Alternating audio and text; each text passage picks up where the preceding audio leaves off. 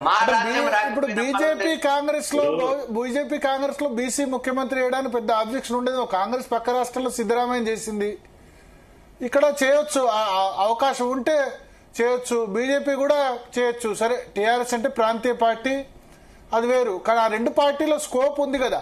ఆ స్కోప్ ఉన్నా జరగకపోవడానికి ఇప్పుడు మీరు అన్నారు కాంశీరామ్ అంటే మరి లాలూ ప్రసాద్ యాదవ్ 1980s లోనే, ములాయం సింగ్ యాదవ్ 80s లో 90s లో వాళ్ళు చీఫ్ మినిస్టర్ అయ్యారు ముందే. ఇక్కడ ఎందుకు బీసీ అంటే మున్నూరు కాపు గౌడ్ కోయాడు, గౌడ్ యాదవ్ కోయాడు, యాదవ్ పద్మశాలి కోటాడు, ఈ 4 కులాలు మళ్ళీ ఎంబీసీ నిల్చుంటే వాళ్ళే ఒకటేయో. ఈ యూనిటీ ఎందుకు రావట్లేదు? బీసీ యూనిటీ అన్నది ఎందుకు రావట్లేదు? ఒక కులం ఏ కులానికి ఆ కులం వేసుకుంటారు తప్ప. ఇప్పుడు నేను ఎంటర్ అవుతున్నందుకు సారీ భరతన్న, మీరు చెప్పిన దానికి ఒక క్వశ్చన్ ఏంటంటే, భారతదేశంలో ఇతర రాష్ట్రాల ఉద్యమాలు వేరు, తెలంగాణలో వేరు. తెలంగాణలో రైతాంగ సాయుధ పోరాటం జరిగింది, భూస్వాములకు వ్యతిరేకంగా, అదేవిధంగా నిజాములకు వ్యతిరేకంగా, రజాకార్లకు వ్యతిరేకంగా పెద్ద ఎత్తున ఇక్కడ తెలంగాణ రైతాంగ సాయుధ పోరాటం జరిగింది. అదేవిధంగా భూస్వాములకు, పెట్టుబడిదారులకు వ్యతిరేకంగా నక్సలైట్ ఉద్యమం జరిగింది. అదేవిధంగా తెలంగాణ తొలి దశ, తెలంగాణ మలి దశ ఉద్యమం జరిగింది. అంటే ఇక్కడ ఉన్నటువంటి ఉద్యమాలు ఏ రాష్ట్రంలో జరగలే. ఇక్కడ జరిగినటువంటి ఉద్యమాల నేపథ్యం వేరు. అక్కడ మీరు అన్నటువంటి రాష్ట్రాలు అయితే బీసీ ముఖ్యమంత్రులు ఉన్నారో అక్కడ రాష్ట్రాలు వేరు. ఇక్కడ ఈ మధ్యన ఆ ఉద్యమాలన్నీ పోయినాయి. తెలంగాణ రైతాంగ సాయుధ పోరాటం పోయింది, నక్సల్బరీ ఉద్యమం పోయింది, ఆ తర్వాత ప్రత్యేక తెలంగాణ ఉద్యమం పోయింది. ఇప్పుడు జరిగేది సామాజిక న్యాయం ఉద్యమం మిగిలింది.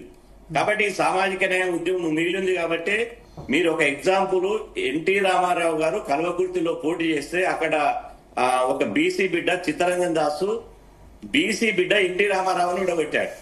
ఇట్లా ఎగ్జాంపుల్ చెప్పుకుంటూ పోతే బీసీల చేతిలో చాలా మంది, మీరు ఇందిరాగాంధీ ఉన్నటువంటి సమయంలో కాంగ్రెస్ పార్టీ ఉన్నటువంటి రెడ్లు వాళ్ళు స్వతంత్రంగా ఇందిరాగాంధీని ధిక్కరించి రెడ్డి రామ్మూర్తి యాదవ్ మీద రెడ్డి కాంగ్రెస్ పెట్టుకుంటే రెడ్డి కాంగ్రెస్ మీద డిపాజిట్లు రాకలేదు. ఇందిరా కాంగ్రెస్ మీద ఉన్నటువంటి బీసీ ఎస్సీ ఎస్టీలు గెలిచారు. సీనన్న చెప్పినట్టు రామ్మూర్తి యాదవ్ అంటారు. కాబట్టి ఇక్కడ బీసీ వాదము, బహుజన వాదం అనేది నివురు గప్పిన నిప్పు లెక్క ఉన్నది. జూబ్లీహిల్స్ ఎన్నికల్లో మధ్యన బీసీ అభ్యర్థి గెలిచింది కదా.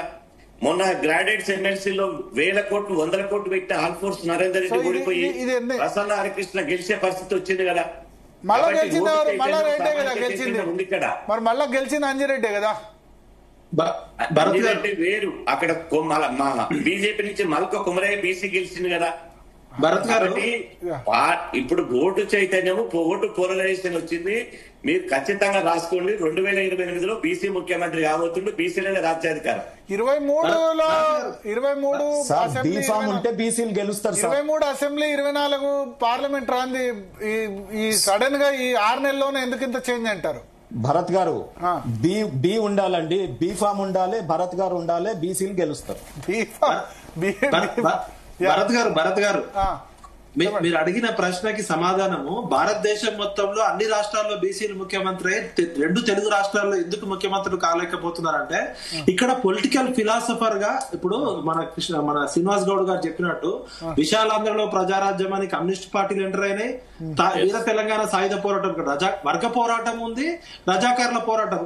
ఇక్కడ పోరాటాలు ఒకదానిమ్మటి ఒకదానికి అసలు బతుకు తెరువు సమస్య, ప్రాణం కాపాడుకోవడమే సమస్య అయింది. నాటి రజాకారుల పోరాటం కావచ్చు, వీర తెలంగాణ సాయుధ పోరాటం కావచ్చు, కమ్యూనిస్టుల పోరాటం కావచ్చు. అసలు మాకు బతికితే ముందు మా హక్కుల గురించి ఆలోచించవచ్చు. ఈ లోపు నక్సలిజం వచ్చింది. ఇక్కడ ప్రధానంగా బీసీ నాయకులు డి శ్రీనివాస్ గారు లాంటి వాళ్ళు, పొన్నాల లక్ష్మయ్య గారు లాంటి వాళ్ళు, శివశంకర్ లాంటి వాళ్ళు, ఇందిరాగాంధీకి అడ్వైజర్ ఉండి ఇందిరాగాంధీ దగ్గర చక్రం తిప్పిన శివశంకర్ గారు కూడా ఇక్కడ ఏమైందంటే, వెలమ కమ్మారెడ్డి, మా ఖమ్మం జిల్లాలో ఇవాళ ఒక 78 సంవత్సరాల్లో ఒక బీసీ ఎమ్మెల్యే చెప్పుకోవాలంటే కూడా ఒక ఆయన మా బంధువు మున్నూరు కాపైన వనమేంకటేశ్వరరావు తప్ప, ఈ రోజు ఖమ్మం జిల్లాలో ఉన్న అన్ని అగ్రవర్ణ పార్టీలు, ఖమ్మం జిల్లాలో ఉన్న కమ్మోళ్ళు, ఖమ్మం జిల్లాలో ఉన్న కమ్మలు, నల్గొండ జిల్లా ఉన్న రెడ్లు కలిసి కామ్రేడ్ అని 78 సంవత్సరాల్లో మా తాతలు తండ్రులు చచ్చిపోయిందంతా కమ్యూనిస్ట్ పార్టీలలో. అయితే కాంగ్రెస్ లో ఉన్న వాళ్ళు అదే, అంటే ఒక సామాజిక వర్గం చేతిలో ఖమ్మం జిల్లా ఏ విధంగా బందీ అయింది, నల్గొండ జిల్లా ఏ విధంగా బందీ అయిందో వీళ్ళంతా బంధువులు ఫ్రాంచైజ్ తీసుకున్నారు. ఇప్పుడు మెక్డొనాల్డ్ ఒకళ్ళు, స్టార్ బక్స్ ఒకళ్ళు అట్లా తీసుకున్నట్టు అన్ని పార్టీలని గుత్తాధిపత్యం తీసుకున్నారు. వెల్కమ్ రెడ్డి రాజ్యం, 3 కులాలు 3 కుటుంబాల చేతిలో 90% ప్రజలు బందీ అయింది. ఇలా మా ఖమ్మం జిల్లాలో 10 మంది ఎమ్మెల్యేలు ఉంటే కేవలం తుమ్మల నాగేశ్వరరావు, పొంగులేటి శ్రీనివాసరెడ్డి, బట్టి విక్రమ్ 3 పేర్లు చెప్తారు. మిగతా 7 పేర్లు ప్రజలకు కూడా తెలియదు, ఎమ్మెల్యేల పేర్లు. అంటే ఈ పెట్టుబడి మొత్తం కాస్ట్లీ ఎలక్షన్స్ భారతదేశం మొత్తంలో ఒక ఎమ్మెల్యే కావాలంటే 100 కోట్లు, ఒక ఎంపీ కావాలంటే 1000 కోట్లు అని చెప్పింది ఈ వెలమలు, కమ్మలు, రెడ్లు ఇక్కడ బిజినెస్ గా చేశారు పాలిటిక్స్ ని. మిగతా రాష్ట్రాల్లో పొలిటికల్ ఫిలాసఫర్స్ ఉన్నారు, పొలిటికల్ ఐడియాలజీ ఉంది. కర్పూరి ఠాకూర్ లాంటి ఒక మోస్ట్ బ్యాక్వర్డ్ క్లాస్ కి చెందిన ఆయన తన జొన్నరొట్టె తానే తెచ్చి తన మీటింగ్ లో దీని కూడా అక్కడ ఒక ముఖ్యమంత్రి కాగలిగిండు. ఇలా రామ్ మనోహర్ లోహియా, జయప్రకాష్ నారాయణ మూవ్మెంట్ వల్ల, పొలిటికల్ ఫిలాసఫీ వల్ల ములాయం సింగ్ యాదవ్ గానీ, శరద్ యాదవ్ గానీ, లాలూ ప్రసాద్ యాదవ్ గానీ, బీహార్ లాంటి, ఉత్తరప్రదేశ్ లాంటి ఉత్తరప్రదేశ్ లో బ్రాహ్మణులు, ఠాకూర్లు, రణవీర్ సేన అట్లా తుపాకులు పెట్టి కాల్చే బ్రాహ్మణుల దగ్గర కూడా బీసీలు ముఖ్యమంత్రులు అయ్యారు.